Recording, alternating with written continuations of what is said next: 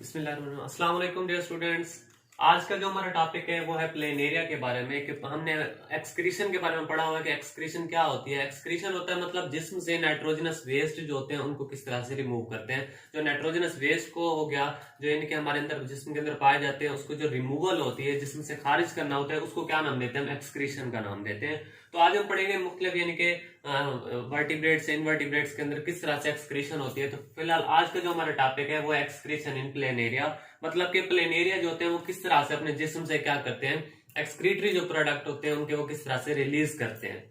तो सबसे पहले हम बात करते हैं जो प्लेन एरिया होते हैं ये किस ग्रुप से ताल्लुक रखते हैं, ये फ्लैट वर्म्स के ग्रुप से ताल्लुक रखते हैं। मतलब planaria belongs to the group of flat worms, ये फ्लैट वर्म्स के ग्रुप से ताल्लुक रखते हैं जी। इनके अंदर जो ट्यूबुलर सिस्टम पाया जाता है, सिंपल ट्यूबुलर सिस्टम पाया जाता है इनकी, जो कि पूरे बॉडी के अंदर क्या होता है, स्प्रेडेड होता है, फैला हुआ होता है पूरे जिस्म के अंदर। इस ट्यूबुलर सिस्टम को हम किसका नाम देते हैं जी, प्रोटोनेफ्रिडियम का नाम देते हैं जी। जो इनके पूरे जिस्म बॉडी के अंदर फैला होता है ट्यूबुलर सिस्टम होता है उसको प्रोटोनेफ्रिडियम का नाम देते हैं जी।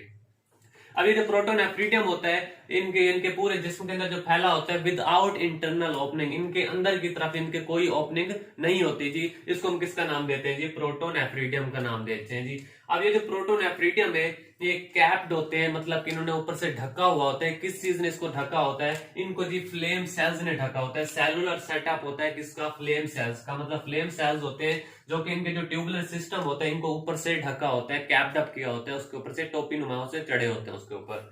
तो ये जो कहलाते हैं वो क्या कहलाते हैं, फ्लेम सेल्स कहलाते हैं जी। अब ये जो फ्लेम सेल्स होते हैं ये होते क्या असल में, ये फ्लेम सेल्स होते हैं इनके अंदर हमारे पास क्या पाया जाता है। अब मैं ये पूरा हमारे पास प्लेन एरिया का स्ट्रक्चर है जी। अब ये जो हमारे पास पाए जाते हैं जो जो पूरा ट्यूबुलर स्ट्रक्चर है इसको हम किसका नाम देते हैं जी, इसको हम नाम देते हैं जी प्रोटोनेफ्रिडियल नेटवर्क का नाम देते हैं। प्रोटोनेफ्रिडियल नेटवर्क का नाम देते हैं। मतलब पूरी इनकी बॉडी के अंदर ये नेटवर्क जो होता है फैला होता है, नाली नुमा सारा स्ट्रक्चर होता है, ये ट्यूबुलर स्ट्रक्चर होता है जो कि पूरे जिस्म के अंदर फैला होता है। अब ये जो हमारे पास एक आपको नाली नजर आ रही है जो कि ओपनिंग है इनकी, जो कि बाहर की तरफ है, इस ओपनिंग को हम किसका नाम देते हैं जी, नेफ्रिडियोफोर्स का नाम देते हैं। नेफ्रिडियोफोर का नाम देते हैं जो बाहर की तरफ ओपनिंग होती है। इसका फंक्शन मैं आपको मजीद लास्ट में बताता हूँ ये क्या होता है। अब अगर हम फर्स्ट इसके एक क्रॉस सेक्शन लें, मतलब कि इसके एक जिस्म का एक पार्ट को लें, उसके अंदर अगर हम उसको माइक्रोस्कोप की मदद से देखें तो वो कुछ इस तरह से हमें नजर आता है। मतलब कि ये हमारे पास ये ट्यूबुलर स्ट्रक्चर है और उसके ऊपर ही हमारे पास क्या बने हुए हैं, फ्लेम सेल्स बने हुए हैं। क्या बने हुए हैं, फ्लेम सेल्स बने हुए हैं। इन फ्लेम सेल्स के अंदर हमारे पास क्या पाए जाते हैं, सीलिया पाए जाते हैं। क्या पाए जाते हैं, सीलिया। ये जो रेड कलर में आपको नजर आ रहे हैं इनके अंदर ये क्या पाए जाते हैं, सीलिया पाए जाते हैं। टफ टफ सीलिया होते हैं, मतलब कि काफी ज्यादा मिकदार में इसके अंदर क्या होते हैं, सीलिया प्रेजेंट होते हैं।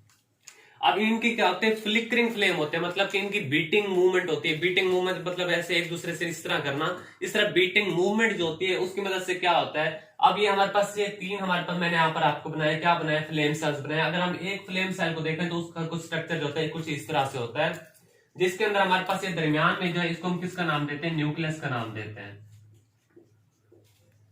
ये जो दरमियान में स्ट्रक्चर पाया जाता है इसको हम न्यूक्लियस का नाम देते हैं। इसके अंदर जो आपको ग्रीन कलर में नजर आ रहा है ये हमारे पास साइटोप्लाज्म है, इसको हम साइटोप्लाज्म का नाम देते हैं जी। अब क्या होता है यहाँ पर ये जो सीलिया पाए जाते हैं किसके अंदर, फ्लेम सेल के अंदर, जब इनकी बीटिंग मूवमेंट होती है, इनकी बीटिंग मूवमेंट की वजह से यहाँ पर ये जो फ्लूइड पाया जाता है ये क्या होता है, वो उनके अंदर से क्या हो जाता है, निकल कर इन सीलिया से गुजर कर नीचे नालियों में आ जाता है। इस फ्लूइड को हम किसका नाम देते हैं, इंटरस्टिशियल फ्लूइड का नाम देते हैं, जो कि यहाँ पर आ जाता है।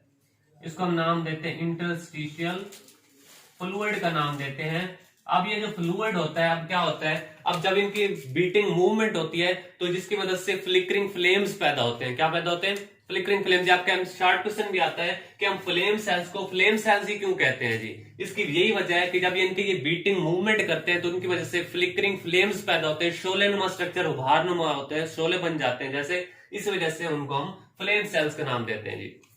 अब जब यहाँ से इनकी क्या होता है, जब इससे इनकी न्यूक्लियस साइटोप्लाज्म में क्या पाए जाते हैं, जो इनके साइटोप्लाज्म में नाइट्रोजनस वेस्ट पाए जाते हैं, जब ये सीलिया क्या करते हैं, बीटिंग मूवमेंट करते हैं, तो वो वाला जो फ्लूइड होता है, नाइट्रोजनस वेस्ट होते हैं, जो कहां पर आ जाते हैं, इस ट्यूबुलर स्ट्रक्चर के अंदर आ जाते हैं, और वो फ्लूइड तब क्या कहलाता है, इंटरस्टिशियल फ्लूइड कहलाता है। अब क्या होता है, अब ये जो फ्लूइड होता है, ये जो एक्सक्रीटरी डक्ट है हमारे पास, एक्सक्रीटरी डक्ट, मतलब कि ऐसी नाली जो कि यहाँ से उस मवाद को, उस नाइट्रोजनस वेस्ट को एक्सक्रीट कर रही है, उसको हम किसका नाम देते हैं? एक्सक्रीटरी डक्ट का नाम देते हैं। और वो वाली ये जो क्या होती है एक्सक्रीटरी डक्ट, किस में ओपन होती है? नेफ्रिडोफोर के अंदर। फिर नेफ्रिडोफोर से क्या होती है जी? जिस्म से खारिज कर देते हैं जी। तो इस तरह से कुछ इनका स्ट्रक्चर होता है।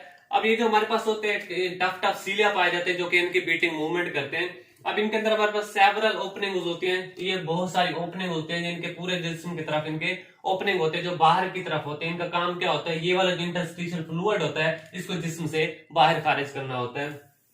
अब हमारे पास ये जो प्लेनेरिया होते हैं, अब ये करते क्या है? अब जो हमारे पास फ्रेश वाटर प्लेटफॉर्म्स होते हैं, मतलब जो फ्रेश वाटर के अंदर रहते हैं, उनका जो यूरिन होता है वो क्या होता है? डाइल्यूट होता है। आपको पता है जो फ्रेश वाटर में रह रहे हैं क्योंकि पानी की मिकदार वहां पर बहुत ज्यादा पाई जाती है, इस वजह से क्या करते हैं वो डाइल्यूट यूरिन, मतलब कि पतला यूरिन पैदा करते हैं जी। दूसरे जो पैरासिटिक प्लेटफॉर्म होते हैं वो आइसोटोनिक होते हैं। क्या होते हैं जी? आइसोटोनिक, मतलब ना वो हाइपर होते हैं ना वो हाइपे होते हैं, बल्कि उनका बराबर लेवल में होता है हर चीज, इसलिए उसको हम आइसोटोनिक का नाम देते हैं जी।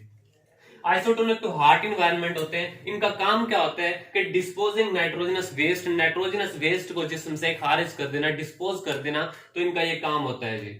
तो ये था हमारा आज का टॉपिक। उसमें हमने पढ़ा कि प्लेनेरिया होते क्या है, किस ग्रुप से ताल्लुक रखते हैं। इनके जो मेन बात है आपके एमसीक्यूज में भी आता है कि इनका जो ट्यूबुलर स्ट्रक्चर होता है प्लेनेरिया का, उसको हम किसका नाम देते हैं? प्रोटोनेफ्रिडियम का नाम देते हैं। फिर हमने उसका स्ट्रक्चर के बारे में ड्रा करा, फिर उसमें जो फ्लेम सेल होते हैं वो किस तरह से होते हैं, उनकी बीटिंग मूवमेंट किस तरह से होती है, ये सारा कुछ हमने बताया। फ्लूइड, इंटरस्टिशियल फ्लूइड बनता किस तरह से है, वो कहां से खारिज होता है, कैसे होता है, ये सारा हमने इसमें एक्सप्लेन किया जी।